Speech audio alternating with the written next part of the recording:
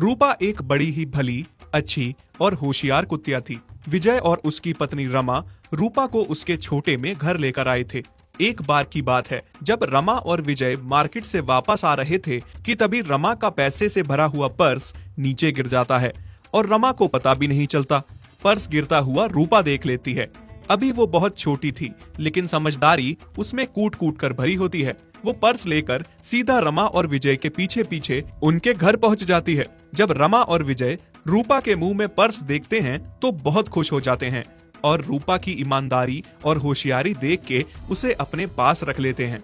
तब से रूपा उनके पास रहने लगी और अब वो रूपा छोटे से जवान और जवानी से बुढ़ापे में आ गई थी। रूपा इंसानों की तरह अपने मालिक और मालकिन से बात करती थी।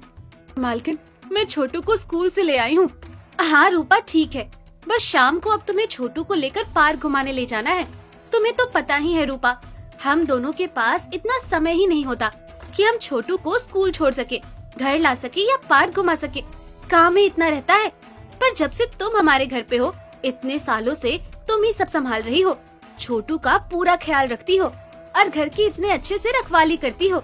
हाँ रमा, तुम सही कहती हो। अगर रूपा ना रहती तो हम इतने अच्छे से सब कैसे संभालते।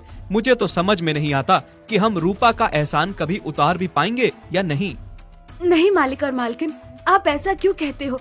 ये घर मेरा अपना है, इसलिए मैं सब करती हूँ और आप लोगों के सिवा मेरा है ही कौन जिसके लिए मैं करूँ। रूपा ने विजय और रमा के लिए इतना किया था जितना शायद ही कोई करता। फिर एक दिन विजय का दोस्त घर पे आता है। वो ये सब देख के हैरान रह जाता है कि एक कुतिया ये सब कर रही है।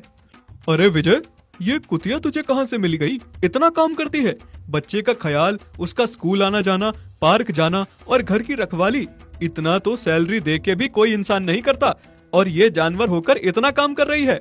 तू तो बड़ा ही किस्मत वाला है यार। मेरे लिए भी एक ऐसी कुतिया का इंतजाम कर दे जो मेरे घर की और बच्चों की देख रेख कर सके। या इसी कुतिया को तू मुझे क्यों नहीं दे देता?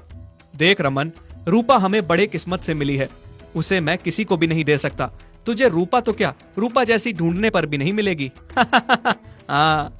छोटू रूपा को अपनी माँ की तरह प्यार करता था और करता भी क्यों नहीं, क्योंकि बचपन से ही उसने अपनी माँ से ज्यादा रूपा के साथ समय बिताया था। रूपा भी उसे अपने बच्चे की तरह समझती थी। फिर एक दिन छोटू स्कूल से घर वापस आ रहा था। रोड क्रॉस करते समय छोटू को बचाते बचाते रूपा को गाड़ी वाला टक्कर मार लेता है। रूपा बहुत बुरी तरह से जख्मी हो जाती है। उसकी एक टांग टूट जाती है, जिस वजह से वो खड़ी भी नहीं हो पाती। ये सब देखकर छोटू बहुत घबरा जाता है और रोने लगता है। रूपा माँ, माँ ये तुम्हें क्या हो गया? उठो ना रूपा माँ।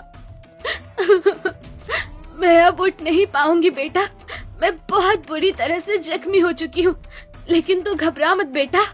फिर विजय के कुछ पड़ोसी रूपा को उसके घर ले जाते हैं।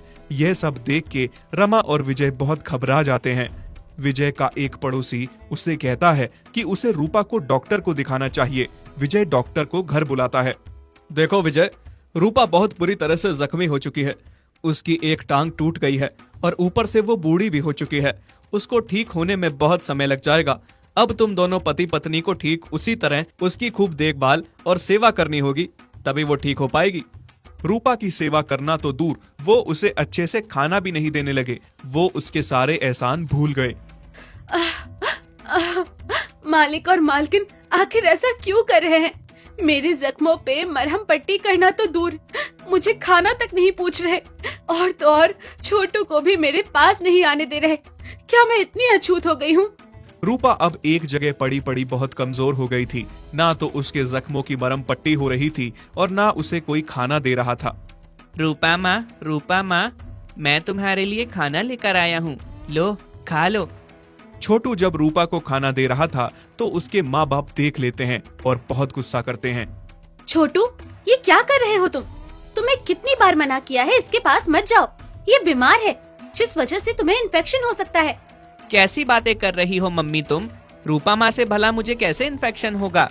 उसने मेरी कितनी देखरेख की है, क्या ये सब भूल गए हो आप? बेटा तुम ना समझ हो, तुम्हें अभी कुछ नहीं पता। आज के बाद इसके आसपास भी नहीं आओगे। हमने तुम्हारे लिए एक आया रखी है, वो भी बहुत अच्छी है। तुम्हारा खूब ख्याल रखेगी, स्कूल छोड़ेगी, स्कूल से वापस लाएगी, तुम्हें पार्क घुमाएगी तुम्हें जो जो पसंद है वो सब करेगी। नहीं पापा, मुझे कोई आया नहीं चाहिए, मुझे बस अपनी रूपा माँ चाहिए। देखो ना जी, कितना जिद कर रहा है। हमें कुछ करना होगा। हाँ रमा, तुम सही कहती हो, कुछ करना होगा, नहीं तो हमारे बेटे को इस बूढ़ी बीमार रूपा से इन्फेक्शन हो जाएगा। मालिक और मालिकिन की ऐसी बातें सुन रूपा को बहुत बड़ा झटका लगता है। वो हैरान थी कि वो ये सब कह रहे हैं।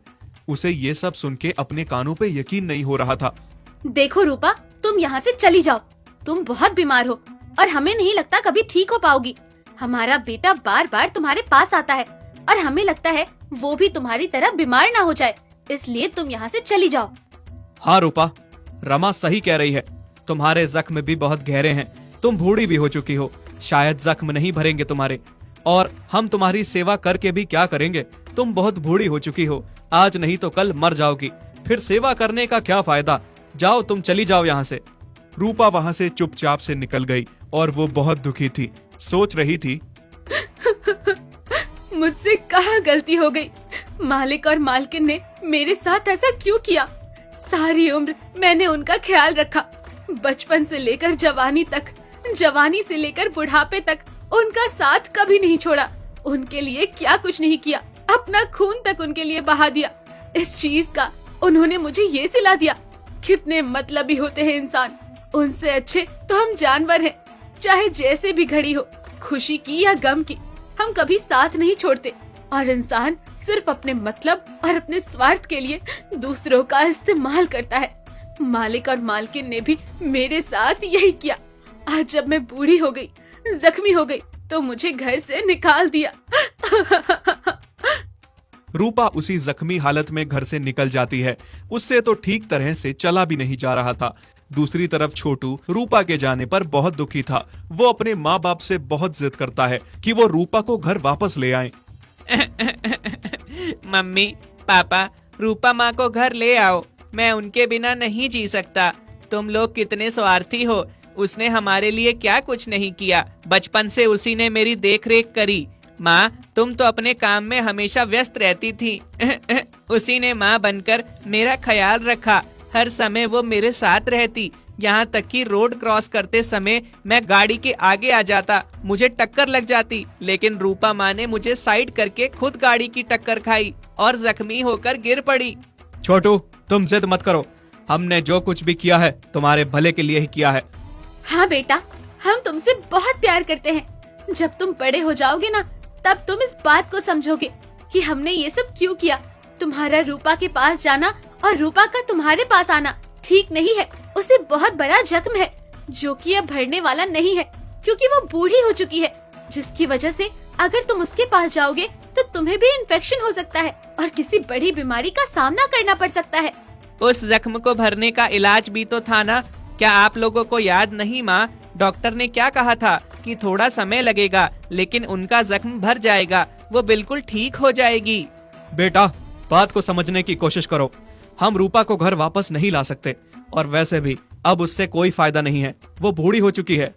ठीक है मम्मी पापा, अगर वो बूढ़ी हो चुकी है इसीलिए आपने उसे घर से निकाल दिया, तो कल मैं भी आप लोगों के साथ ऐसा ही करूँगा। जब आप लोग बूढ़े हो जाओगे, मैं जवान हो जाऊंगा, आप बेकार हो जाओगे, मेरे किसी काम के नहीं रहोगे, फिर मैं भी आप दोनों को घर से निकाल दूंगा।